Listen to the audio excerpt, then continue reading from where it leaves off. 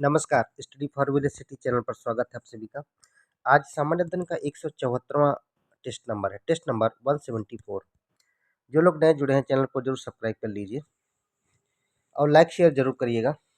पहला प्रश्न है, ज्वालामुखी पर्वत यानी कि जो माउंट रेनियर है, इस पे ज्वालामुखी पर्वत माउंट रेनियर किस देश में अवस्थित है? ज्वालामुखी पर्वत माउंट रेनियर किस देश में अवस्थित है? संयुक्त राज्य अमेरिका, इटली, मेक्सिको, जापान। कहाँ पर है ये? तो ये है संयुक्त राज्य अमेरिका में। ए नंबर सही हो जाएगा। किस कुल के पौधे से टापा कपड़ा बनाया जाता है? किसकी बात हो रही? टापा कपड़ा किस कुल के पौधे से बनाया जाता है? एस्क्लेपिडिएसी कुल के पौधे से, या फिर मोरेसी कुल के पौधे से, ग्रामीण कुल के पौधे से, या मालवेसी कुल के पौधे से टापा कपड़ा तैयार किया जाता है? इनमें से किससे तैयार किया जाता है? मोरेसी कुल के जो पौधे हैं उनसे टापा कपड़ा तैयार किया जाता है। राइट आंसर रहेगा बी। तीसरा प्रश्न है, निम्न में से किसको नगरीकरण वक्र में त्वरित अवस्था कहा जाता है? नगरीकरण वक्र में यानी कि अर्बनाइजेशन कर्व में किसको त्वरित अवस्था कहा जाता है? प्रथम अवस्था, द्वितीय अवस्था, तृतीय अवस्था, या फिर चतुर्थ अवस्था, किसे कहा जाता है? ये कहा जाता है द्वितीय अवस्था को, त्वरित अवस्था। बी नंबर यह भी सही होगा। कौन सा नंबर सही होगा? बी। चौथा प्रश्न है, माउंट पेरिकुटीन ज्वालामुखी किस देश में अवस्थित है? माउंट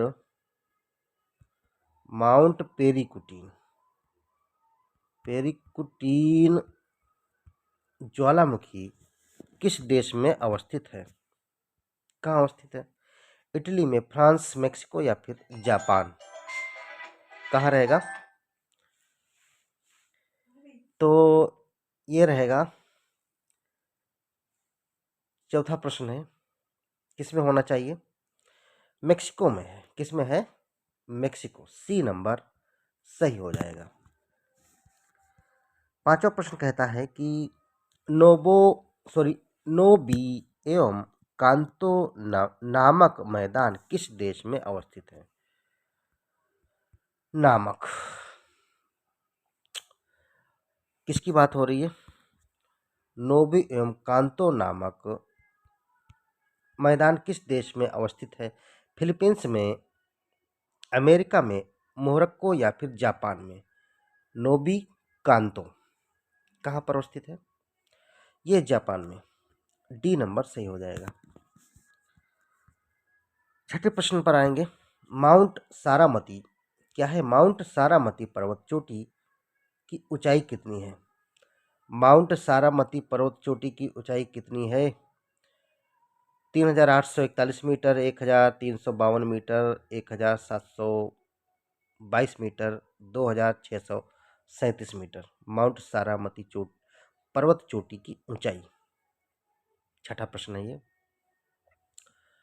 तो माउंट सारामती पर्वत चोटी की जो ऊंचाई है 3841 मीटर है। ए नंबर सही हो जाएगा। बात करेंगे माउंट सारामती। माउंट सारामती चोटी जो है नागा पहाड़ी पर स्थित है। कहाँ पर स्थित है? नागा पहाड़ी में। नागा पहाड़ी की अगर बात करें तो कहाँ पर जाएंगे? नागालैंड में। तो माउंट सारावती जो चोटी है नागालैंड की सबसे ऊंची चोटी है और जो कि नागा पहाड़ी पर अवस्थित है। अफ्रीकी देश माली की राजधानी क्या है? क्या राजधानी है? प्राय, बामाको, पिरेनीस, इनमें से कोई नहीं। बामाको है। बी नंबर सही हो जाएगा। आठवां प्रश्न है, कौन सा पाषाण अभिलेख शासक ईशान वर्मन से संबंधित है? पाषाण अभिलेख इनमें से कौन सा है जो शासक ईशान वर्मन से संबंधित है? कौन सा ऐसा पाषाण अभिलेख है? जौनपुर प्रस्तर अभिलेख, नासिक शिलालेख, हर हा पाषाण अभिलेख उपरोक्त सभी, कौन सा रहेगा? ये हरहा पाषाण अभिलेख जो है ईशान वर्मन से संबंधित है, तो सी नंबर सही हो जाएगा। 9वां प्रश्न है, एक्सलाशापेल संधि के पश्चात भारत में कौन सा प्रांत पुनः प्राप्त हुआ? जो एक्सलाशापेल की जो संधि थी, इसके पश्चात भारत में अंग्रेजों को कौन सा प्रांत फिर से प्राप्त हो गया? कौन सा प्रांत अंग्रेजों ने फिर से प्राप्त कर लिया एक्सलाशापेल संधि के पश्चात? मद्रास, इंग्लैंड, फ्रांस या फिर कर्नाटक, कौन सा सही है? तो भाई मद्रास फिर मिल गया अंग्रेजों को, ए नंबर सही हो गया। कुछ व्याख्या देखनी चाहिए इसमें। 1748 में जो थी एक्सलाशापेल की संधि हुई, और संधि में प्रथम कर्नाटक युद्ध से समाप्ति हुई। क्या है? प्रथम कर्नाटक जो युद्ध था वह समाप्त हो गया इस संधि से, 1748 में एक्सलाशापेल की संधि से।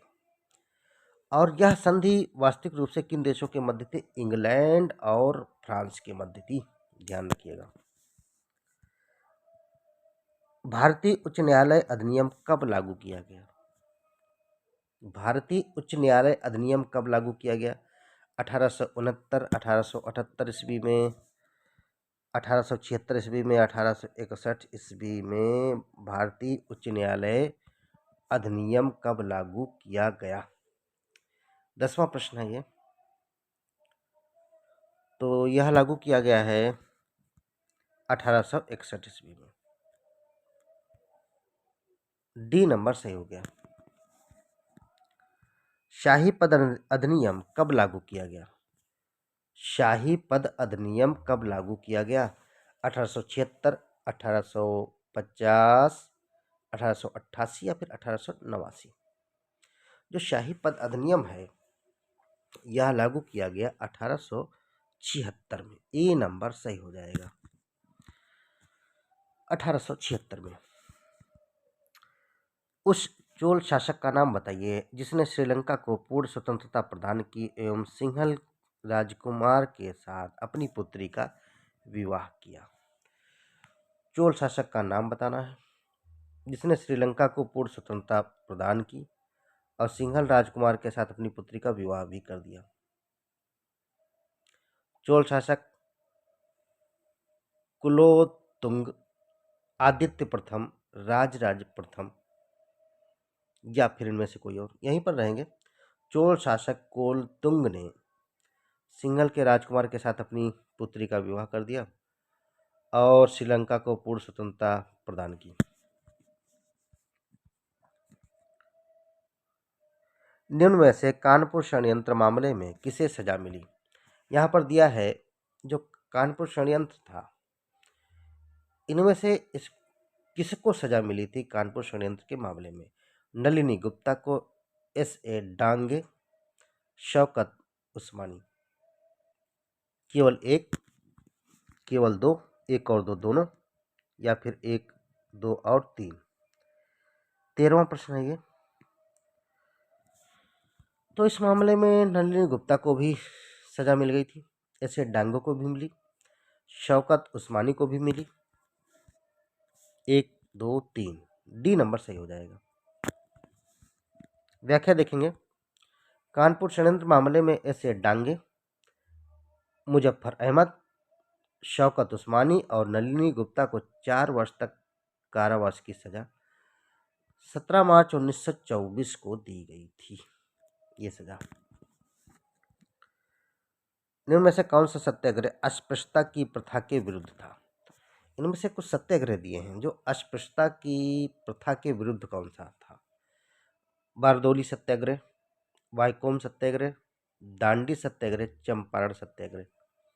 वाईकोम सत्याग्रह।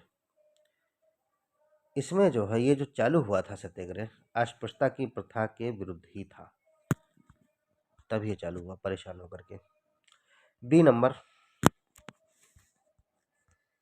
वाईकोम सत्याग्रह 1924-25 के मध्य का हुआ, कहाँ हुआ? केरल के त्रावणकोर में हुआ।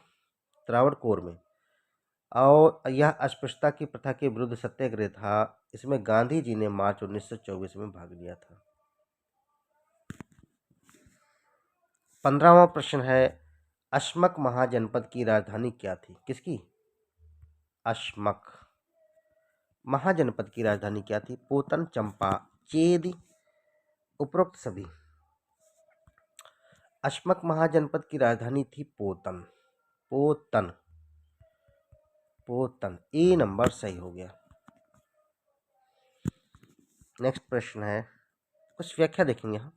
अश्मक महाजनपद आंध्र प्रदेश में कहाँ है? आंध्र प्रदेश में गोदावरी नदी के तट पर अवस्थित है। इसकी राजधानी पोतन थी उस वक्त। ब्रिटिश व्यापारी राल्फ फिच भारत कब आया? जो ब्रिटिश व्यापारी है राल्फ, इसकी बात हो रही है, राल्फ फिच, यह भारत कब आया? यह ब्रिटिश व्यापारी था। 1516 में, 1602 में, 1584 में, या फिर 1498 में? कब आया? राल्फ फिच ब्रिटिश व्यापारी थे, या 1584 में भारत आया? सी नंबर सही हो जाएगा। बात करेंगे राल्फ फिच की, तो 1584 में भारत आया, और यह भारत आने वाला प्रथम ब्रिटिश व्यापारी था। प्रथम ब्रिटिश व्यापारी जो था भारत आने वाला राल्फ फिच ही था। 17वां प्रश्न है, इनमें से कौन असत्य है? असत्य कौन है इनमें से, ये बताना है।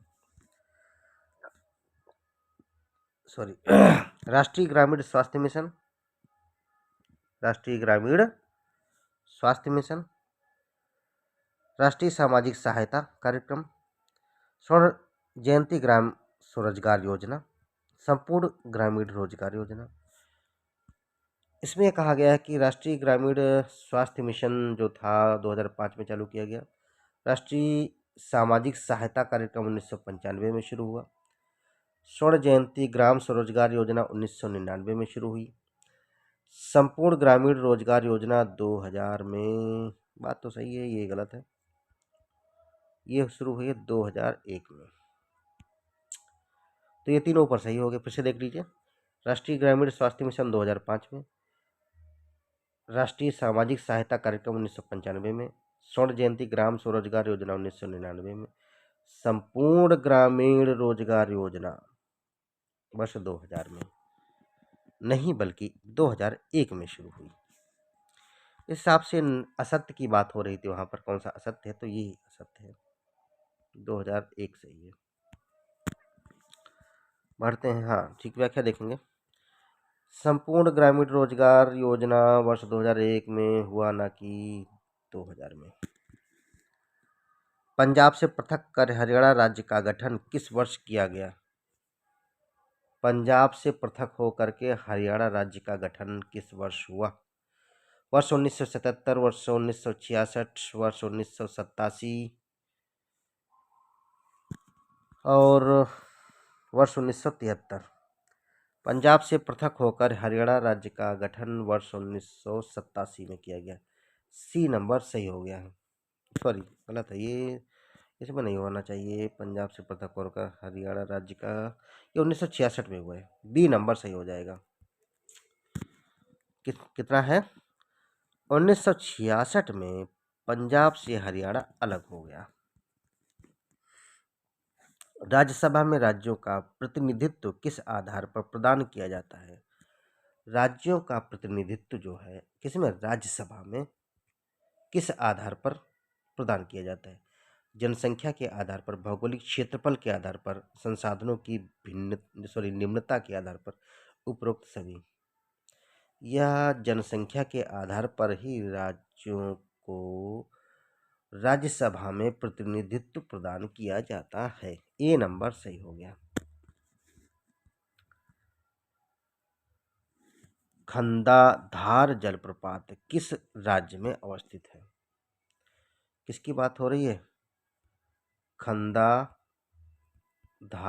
जलप्रपात किस राज्य में अवस्थित है? बिहार, उड़ीसा, छत्तीसगढ़ या फिर मध्य प्रदेश। 20वां प्रश्न है ये। बी नंबर सही हो गया। खंडाधार जलप्रपात उड़ीसा में राज्य में अवस्थित है। बी नंबर सही हो गया।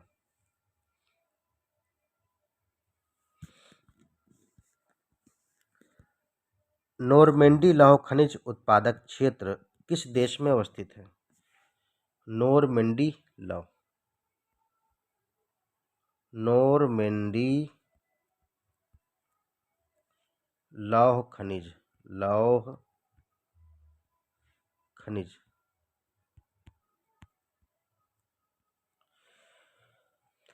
तो नोरमेंडी लौह खनिज उत्पादक क्षेत्र किस देश में अवस्थित है? जापान, रूस, फ्रांस या फिर अमेरिका।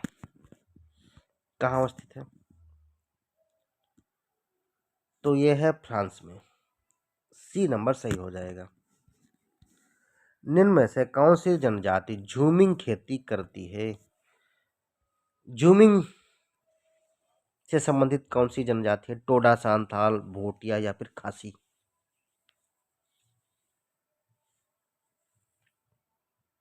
तो ये होना चाहिए खासी, मेघालय क्षेत्र। डी नंबर सही हो जाएगा। निम्न में से कौन सी जनजाति बहुपतित्व प्रथा प्रचलित है? इनमें से कौन सी जनजाति में बहुपतित्व ज्यादा वाइफ रखती हैं? सॉरी हस्बैंड होंगे, कई हस्बैंड रखती हैं पत्नियां, ये बात कही जा रही है इसके अनुसार। बहुपतित्व प्रथा प्रचलित है। जौनसारी, टोडा, गोंड, थारू, कौन सी? तो इसमें से क्या कहा जा रहा है? केवल एक, केवल दो, एक और दो, दोनों, उपरोक्त सभी। बहुपतित्व जो प्रथा है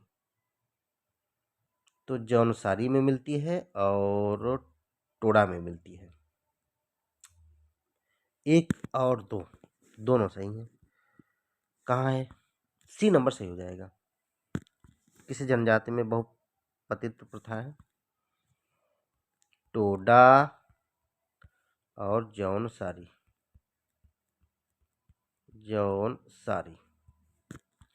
अगला प्रश्न है, निम्न में से कौन सा द्वितीयक प्रदूषक है? द्वितीयक प्रदूषक कौन, सेकेंडरी पोल्यूटेंट कौन सा है? Carbon dioxide, carbon monoxide, fly ash, smog. Smog रहेगा, क्योंकि वायु में अन्य गैसों के साथ मिलकर के प्रदूषण तैयार करता है स्मॉग। डी नंबर सही हो जाएगा। 24 का डी। निम्न में से कौन सा जानवर बिना पानी पिए सबसे लंबी अवधि तक रह सकता है? कौन सा इनमें से जानवर है जो बिना पानी पिए लंबी अवधि तक रह सकता है? कंगारू, चूहा, ऊंट, हाथी। केवल एक, केवल दो, एक और दो, दोनों, एक, दो, तीन, चार, कौन सा रहेगा? इसमें कंगारू भी रह लेता है और चूहा भी रहता है, बिना पानी पिए काफी लंबे समय तक रह सकते हैं दोनों। एक और बी, एक और दो, दोनों, यानी कि ए बी। बी नंबर सही हो जाएगा। ठीक है, कौन सा नंबर? बी। तो आज के लिए 25 महत्वपूर्ण प्रश्न थे। परीक्षाओं का पैटर्न तो अलग है ही, खासतौर से यूपी पीएससी के लिए। और इसमें जो शुरुआत के वीडियो हैं उसमें से हमने ढेर सारी व्याख्यात्मक चीज़ों को शुरू किया है। 100 के बाद में जो वीडियो आपको मिलेंगे व्याख्यात्मक स्तर के ज़्यादा मिलेंगे, आप उन पर काफ़ी फोकस करिएगा। और वैसे तो सभी वीडियो देखना है, जितने भी वीडियो हैं, और इसलिए मैं कह रहा हूँ क्योंकि वो भी व्याख्यात्मक वहाँ पर ज़्यादा मिलेंगे। यहाँ पर हमने कुछ ऐसा किया है कि आपको रिवाइज सारी चीज़ों को करना है, लेकिन जो भी वीडियो हैं, जो भी प्रश्न शामिल किए गए वह बहुत ही महत्वपूर्ण है। और आप सही से देखेंगे, जो लोक सेवा आयोग, उत्तर प्रदेश लोक सेवा आयोग पीसीएस का जो परीक्षा हुई है, इसमें से सही से देखेंगे तो कई चीज़ें आपको मिलेंगी, कई प्रश्न मिलेंगे। जो कि व्याख्यात्मक स्तर पर उपयोगी हैं। साइंस के भी प्रश्न मिलेंगे, इसमें से आए हैं जो। किसी दिन मौका मिलेगा तो हम अलग से जो जो प्रश्न आए हैं हमारी वीडियोस से, उनको हम अलग अलग से आपके सामने रखेंगे। धन्यवाद।